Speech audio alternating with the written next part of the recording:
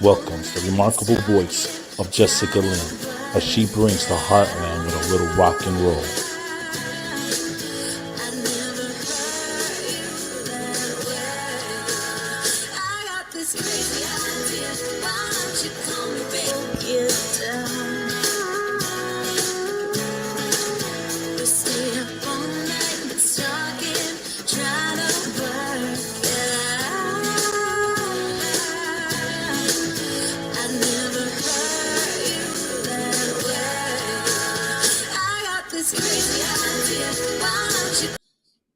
Yo, welcome to Coastal Connection. Hey, we got Jessica Lynn and Mike G.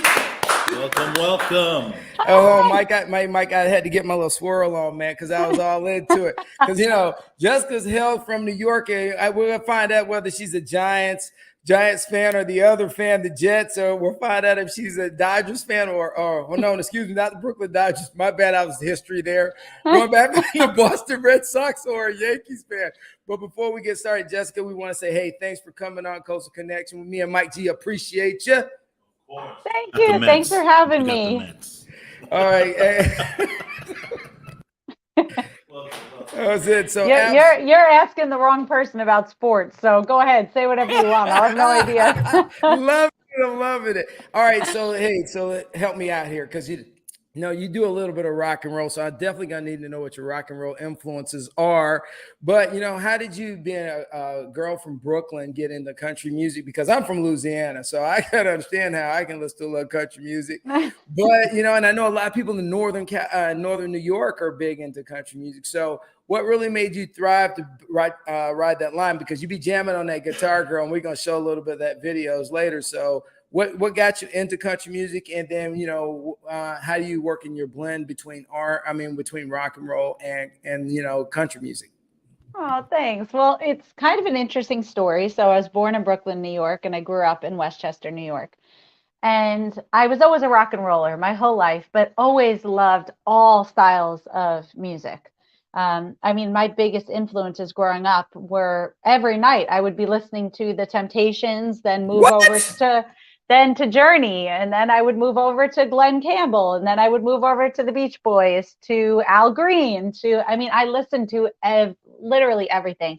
And I think you can hear that when you listen to my music. And so I grew up playing in rock and roll bands. I was playing all over Manhattan, very much No Doubt like, a little Joan Jett like, clubs I wasn't even allowed into. When I'm 14 years old, I'm playing like the Bitter End in Manhattan and all these places. And I love rock and roll. It's a big part of who I am. Even if you see my stage show, it's very much so a rock and roll, high energy show. But my dad always loved country music. Despite being a retired New York City Harlem street cop, he loved his country music. Oh, he's a flatfoot.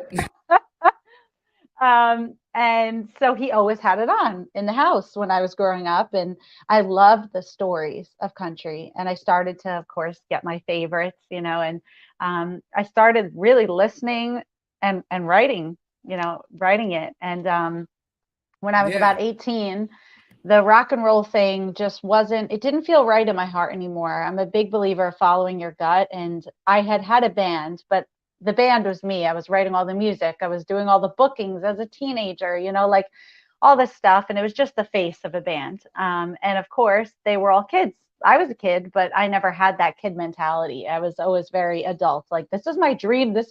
I'm going to work. Like, this is not a hobby, on the weekends that we do. Like, this is my career.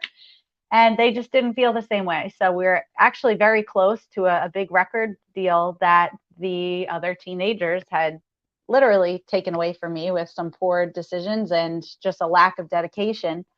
And I vowed in that moment to never let anybody take my dreams away from me again but me. So I was a solo artist. And thanks. I decided then to just go under my own name, to hire adults, professionals to back me and make my sound and vision come to life. And I started writing all this country music. My heart just told me, like, this is kind of the path. And that's honestly how the whole thing started. And it started in a very unusual way as well, where my dad, who co-manages my career with me, I said, Awesome. all right, let's do a demo. Like, I want to record all this country stuff. And he said, everybody does a demo. You're different. You're Italian. You're a rock and roller from New York. Let's do something weird, to go with it. So he's like, let's film something and try to shop it to TV or something. I was like, Bada bing. who is ever going to air this? Like, oh yeah, that's my dad right there in the cowboy hat in the middle. I love it. He traded his police hat for a cowboy hat when he joined the band. But he said, let's just try it. Worst comes to worst, you have some good live video and audio of your new stuff on a shoestring budget and a dream, I always say, because it was like the most rigged up filming like you have ever seen, like the most bootleg. Seriously, but I didn't have any money. I didn't have a name or anything. I funded everything on my own credit cards. That show went nationwide on television. Wow. That's pretty awesome. Wow, that's good. And my whole career started, and sure enough, how you always follow your gut. 2 years later, which is when the show actually went to air, I thought my dreams were over because we hired such a cheap crew that so much went wrong with the show. So we couldn't air it. So it took 2 years of fighting to get this decent. And guess what happened 2 years later? What? The biggest country music festival in New York was born. And guess who was asked to play it shortly after my television show hit the air? Congratulations. So, thanks. Timing was everything. And that started, if the show had aired 2 years earlier, I don't think my career would have started because the timing just wasn't right. Country music wasn't a thing in New York. And that started my first tour, all these amazing things to come since then. So very humble beginning. Yeah, it is humble because I'm pretty sure you said Manhattan, which is around the village, East Village, and all that stuff. And it's like you could have went to any direction, rock, rap, whatever. You could have been R&B, but you went to country. That's dynamic. I think it's all inside of it. The artistry, the skill facts you have that you can, if you really wanted to switch over, you can switch over. Like you can do any dynamic music. I'm pretty sure you could do R&B. You have the voice. You're doing country. You could do rock. You can, so it's good. It's diverse. That's Thanks. If you listen, like even my new single, Better Than That, it's very country, but all the harmonies are straight Motown style harmonies and R&B style vocals. So like all of that is within it. And I think I had a lot of doors slammed in my face in the beginning, like kind of, what are you? Like, you don't look and sound like anything else, kind of. And I stuck to my guns and I never changed. And I think that's what made my career what it is, that I was always very genuine in the art that I put out. Right. I think that's the advice you got to give young people, because me and Mike G started this about, 7 months ago, and everybody's asking us 1,000 different things about what we should do and we should be, what's our target audience. I said, man, I could care less. It ended up starting to be country artists. You know what? I'm okay with it. And then we got, signed up with a company called Recoil, and now we're doing the same thing. And it is all about relationships and following your dreams. And I love the fact how you put that out there. So if anybody's listening to this, Jessica just put it out there straight up. Don't ever let somebody dictate to you what you need to do. You need to do follow your heart and do what you want to do. All right. And so, Jess, who are some of the artists? Okay. So you went down through all these R&B and stuff, but okay, the 90s was like where Billy Ray Cyrus really kind of changed country music to where it is today. And I give a lot of credit to him because he really changed the dynamics. Even though it was Achy Breaky Heart, he really put it on its head. With now you look at some of the artists, and I'm sorry, the blend is unbelievable. So what do you think, or how do you feel the direction of country music is going today? Because I watched the CMA Awards. It's not the same as it was 30 years ago. I can tell you that. It's like golf before Tiger Woods was boring. I think that there are always going to be naysayers, and there are always going to be people that like what you do. That's no different for a genre of music. My biggest country music inspirations growing up were Phil Vassar, who was very much like the Billy Joel of country music, and Shania Twain, who mixed all of these different sounds, into country. And like, why not? And as a New Yorker, I also listened to her a lot growing up, and it was like, well, if she could do this, if she can have these like rock and roll style sounds, and Mutt Lange was her producer, who did so many rock and roll. I mean, Def Leppard, like you hear that music Oh, in her. absolutely. So I think it's cool that the genre is evolving. And if it's not your cup of tea, then there's a million other artists out there that are doing what you like to hear, you know? And again, I think it should be up to the artist to put out the type of music that they want to make. And of course, every fan base will find that artist that is suitable for them. So there's no reason to hate on anybody else for doing what they do. Well, there's always going to be haters out there, regardless if That's they for see sure. some success. That is for sure. I'm just gonna say it is. Hey, so let me ask you. I see you got your dad working with you, you know, and that's a great thing, because what I've talked to several different artists, and the one thing they've talked about was surrounding yourself with some positive people, because there's going to be down days. There's going to be days which you're not in there. So kind of tell us, he's a big influence on. Do you have other brothers and sisters that are jealous because you're spending time with dad? I'm just joking, but what do what is it that it takes you for your motor? Because you have a lot of energy. And so there's a lot of motivation there, and you need a lot of prep time. So what does he bring to the table that just keeps you grounded? You know what I mean? Because so many people get in this business and they don't stay grounded.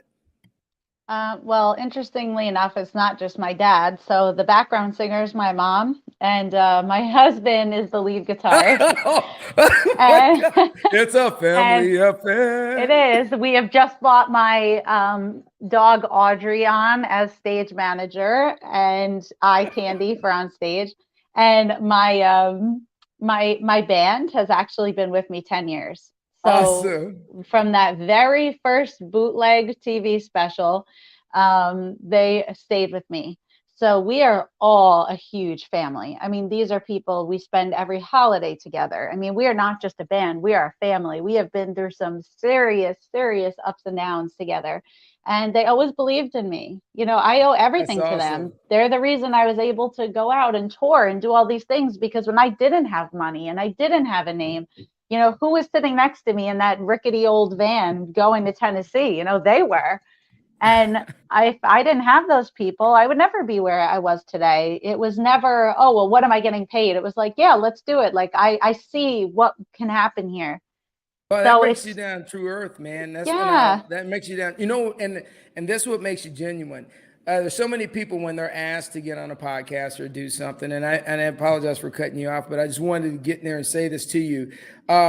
You are a genuine person, and maybe it's the Italian in you, because you guys are very family oriented. But no, it's that to give back to people that listen to you, and to give back to people that still care, and maybe they don't have money. And I'm just loving what you're saying, because that will just resonate with so many people out there that are just trying to find their way. And I appreciate you seriously on that. Thank you. I think it's the most important thing, the people that you have around you. It really is. And they always support me, and they always also keep it real. We're so, that's my mom. We're all so close that it's like, it also makes us better as a band, I think, because if something's not good, we're all comfortable enough with each other to not have to tread. See, there's my mom, my husband's next to me. They've all been with me 10 years. I love it. My mom obviously been with me since birth, but the rest of the band 10 years. Where's the dog at? I don't see the dog in the video. She was actually right next to the monitor. She was right in front of me. So like literally right in front of me, watching me like a hawk to make sure I did good. What kind of dog is she? So she's really a special pup. We adopted her. She was our pandemic foster when I lost my world tour, that we thought was going to stay a few weeks and I was going to help and then be off on my tour, and when that never happened, obviously you fall in love. I'm a huge animal person. I've been vegetarian 13 years. I do a lot of support a lot of different animal causes and things like that. So I always loved animals, but we've traveled 6 months out of the year, the last 6 years. So I haven't been able to have a pet. And so I was like, now's the time. I can have a little puppy for a while, and then I'm forced to give her away because we have to leave for 5 months. So there's no way I could keep this dog. No. But then, like I said, when everything got canceled, it was like, well, now I'm home a year with this baby. I can't, give her away. And very sad story, but with a very happy ending. She was found in Texas, actually, in an abandoned house with both of her back feet cut off. So she's a double amputee, and she's had a wheelchair for the last 2 years. She's had 6 surgeries that I've literally been bedridden with her for almost 2 years. And she took her first real steps this week. So she has 2 prosthetic legs. Congratulations. Thanks. Yeah, see, I'm an Army vet, so we deal with a lot of dogs that, you know, do things for our country. And on the show later this month, we actually have the one of the females that lost one of her legs in Iraq, and she's going to be there with her dogs. But she's the one that takes care of dogs that have lost their legs or Really? going through recovery rehab. So yeah, she will be on at the end of the month. And you have to connect us. Oh, I definitely will, because she has got my heart, man. You know, anybody that, you know, takes care of animals and does the things, because I got 4 dogs, 4 birds, and, and a cat. So hey, that's amazing. Animal people are the best people, and thank you for your service. I mean, no worries. In addition to a lot of animal causes, for the last 7 years, I've been very closely involved with a ton of different military organizations and charities and things like that. So those are my 2 main causes that I push out. So that's really, really cool. Oh no, I appreciate it. So I see that you got the whole family there. So do you have any siblings? I have a younger sister that actually sings too, but country music is not her thing, so she doesn't travel with us. So let me ask you a question. So when you went to high school, so when did you start playing the guitar? Because I deal with a lot of students all the time, because when I'm not doing my podcast, I teach sometimes. So when did you kind of start realizing that you like music, or was it your dad used to jam out and then you said, hey, I'm going to do it? Because my dad played the drums and I don't play at all, but my younger brother just kills the drums, and he followed in the footsteps of my dad. So kind of who was that influence that said, all right, here's your guitar, good luck? I think both of my parents, and there was never a moment for me that they were like, do you want to do this? Literally, it was just, well, I always say I didn't choose music, it chose me. There was never a moment where it's I would like to learn this. They have videos of me at 2 years old singing and banging on things, my toy pianos, trying to make sounds. And they have videos of me as early as 5, writing songs. So it was never a conscious decision, but I was very lucky that I had such an artistic family that supported me. They always told me how hard and how bad this business is, but they said, we'll be here. And awesome. And it was really nice to grow up in that type of environment, because I know not everybody's family supports their dreams. A lot of people look at careers in the arts like it's a hobby. The amount of people over the years that have told me, yeah, so when are you going to get a real job? It's this is a real job, but just because I don't sit at a desk from 9 to 5 every day, and that's just people's perception of work. A lot of people don't see creative careers as a real career, but I really am an advocate for that mindset changing, because it's crazy. It's crazy. It's very uneducated. Yeah, well, I learned really hard, because my brother's up for 2 Grammys for he sings with the group Maverick, and wow. so I used to laugh because Bootsy would be laying on the sofa and I'd come back. I'm an R&B guy. Dude, what are you doing? I'm a struggling artist. Leave me alone. He'd be on my sister's sofa, and I'd be like, dude, you need to get a job, because I got a job. I've been up writing music all night, Vince.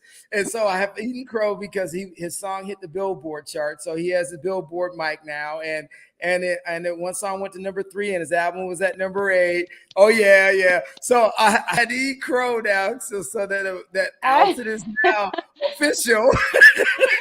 Again, it's just a different mentality. You're an Army guy, so your mentality is early in the morning. You're up and you're doing something very strategic and planned. Where in artistic careers, it's funny. My husband's parents, they're so supportive. I love them to death. They always say, you guys sleep so late. Don't you have stuff to do in the morning? I'm like, I was up till 3 a.m. out singing. I'm going to sleep till 11. I'm not being lazy. Those are my work hours. It's just different, but it's hard for people to just, because it's just so different from their lifestyle. It's just hard to imagine that. But for us, it's 9 to 5, you go to the same place every day and sit at the same desk. Like, what? That's my When are you going to get a brother. fun job? That's my brother. I'll call it. He's in California. I'll call him. I say, dude, it's like 9 o'clock. Vince, I'm asleep. I'm like, what are you talking about? So that's me and Mike G go through this all the time because I'm at the gym at 3 a.m, texting and writing him. And he's always like, dude, could you please leave me alone? Because I'm still in the bed. Man, It's I gotta so sleep true. until 6. Oh God. Well, my whole schedule has changed recently because I started actually, very interestingly enough, working with the government, doing a music program. So Awesome. Are you going to USO? it's similar, but not exactly with the military. But we Okay. are working. I have done a lot of stuff on bases. Like we spent the 4th of July last time at Wiesbaden in Germany, What? which You was were amazing. no girl. We loved it. Waistline. We're planning to go back this year if travel restrictions and everything allow. But Or Ukraine settles down because my grandson actually lives in Switzerland, and my Yes. oldest daughter lives in Passau, Germany. She's moving there now with my grandson, so I'm trying to get over there now. But I'm just like, man, can the world just settle down for a little bit? Yeah. On Give me a top of all the moment. COVID stuff, You there's know? now this stuff. So it's like, of course, we've waited 2 years. 2 years ago, I lost my 100 city, 14 country world tour. Wow. So we've been waiting every year to do it. This year, it's like, all right. And then it's like, this war is okay, what else can happen now? Like, Damn it, I want to go to Europe. So we'll see. I believe whatever will be.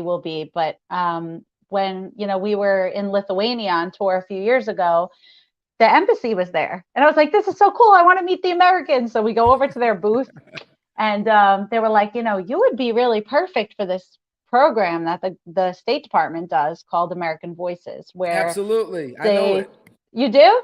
Yeah, because So I was a general in the Army. Yeah, so we partner. They partner with different artists for different things. We have comedians come over, and Yes. it's just about helping the morale of the people. Give everybody a little flavor of apple pie from home. You know what I'm saying?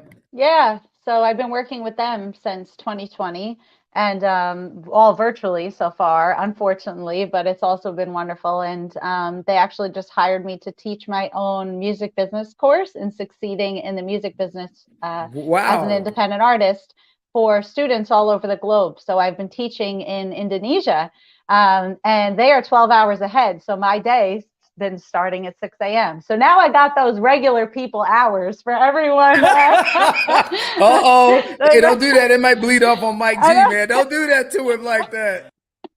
I did you dirty. I know. I'm sorry. You did, man. All good. It's all good.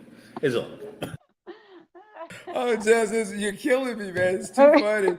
Hey, well, I know we were talking earlier, trying to beg you to sing a song for us, if you would. And but who was just one song, we want to ask no more of you. If you could do it, and we can wait, because we're all good. Ain't that right, Mike? Yeah, he just woke up. He's fine over there. At 6. Not All right, at 3.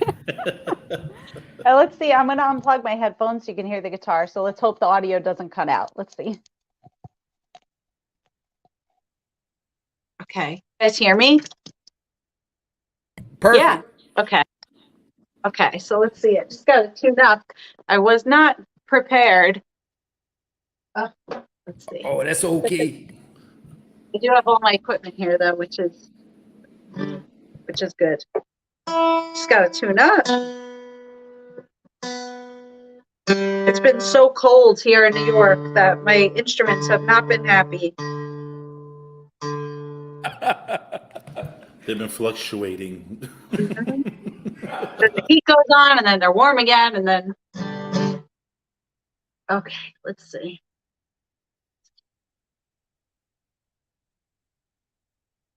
Hey, what is that thing? It's a capo. So it basically allows me to play different chords, Okay. but open. So play them with different voicings, basically. But this is not my usual one, so I want to make sure that it keeps me in tune. Okay. All right. I think I'm ready. It's not perfect, but we'll do on Hey, short. we're fine. Hey, we're good with it. All Hey, right. it's all real. This is very real. So this is my new single I just put out. It's called Better Than That. It's the one I was talking about that Yo, exclusive. yay. So it's like I was saying, kind of very Motown style harmonies with very country instrumentation. It's kind of all over the place, but here we go. Not warmed up.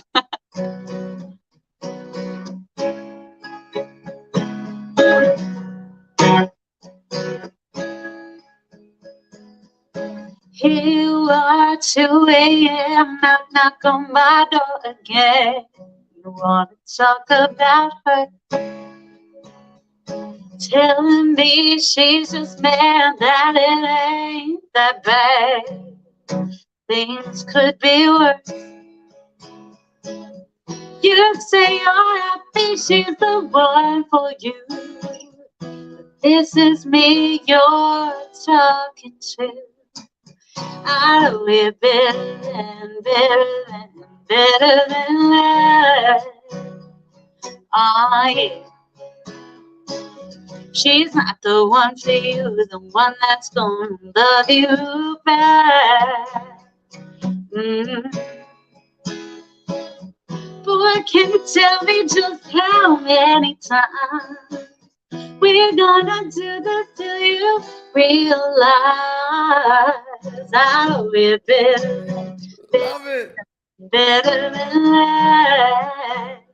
Oh, yeah. I'm the only one that's been right here when you need a friend.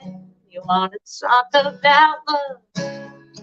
Oh, she only brings you down. That's why you come around. But look at us. I know you're better than that. Oh, yeah. She's not the one for you, the one that's gonna love you back. Ooh, I know you better than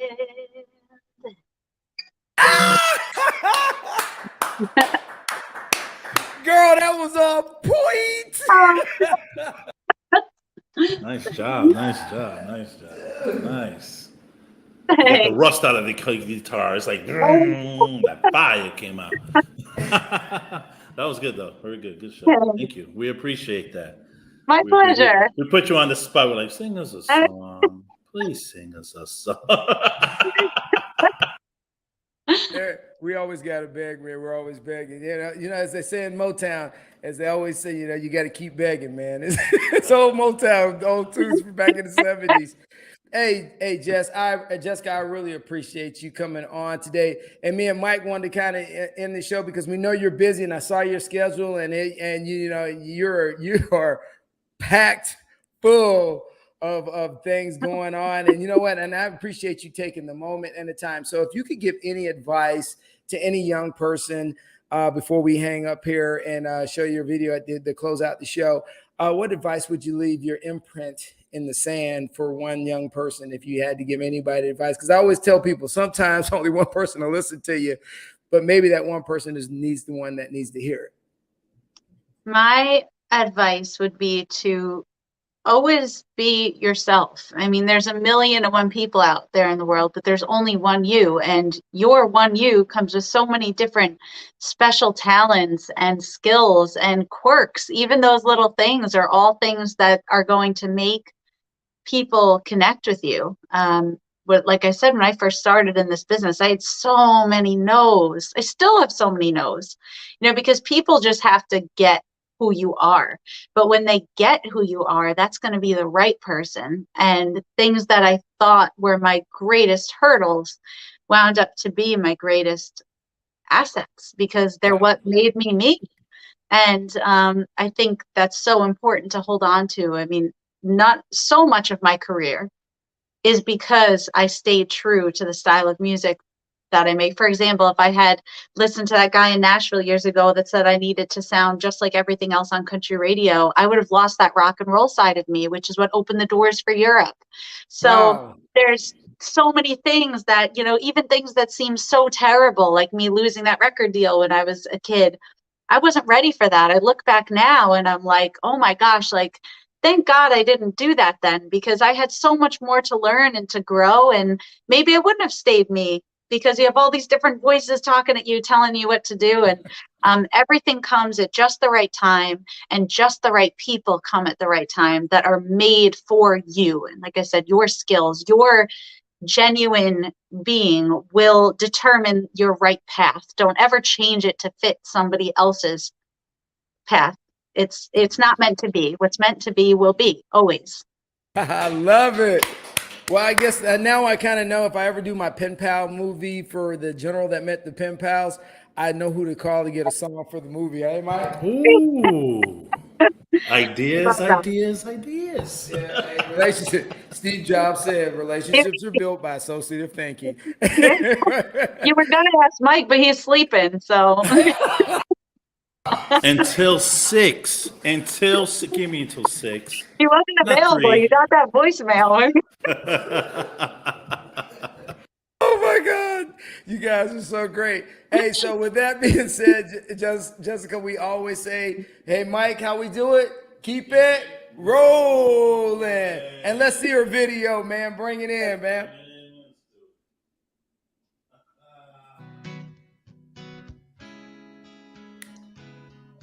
Here you are, 2 a.m., knock, knock on my door again.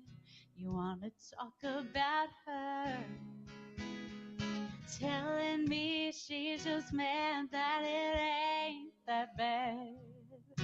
Things could be worse. You say you're happy, she's the one for you. This is me you're talking to. I know you better than